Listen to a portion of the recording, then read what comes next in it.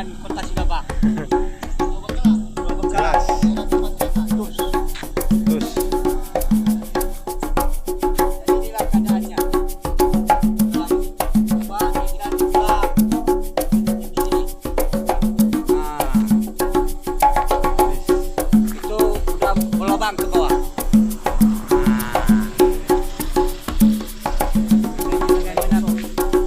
Bagaimana perhatian dari Pemda Bapak DPR.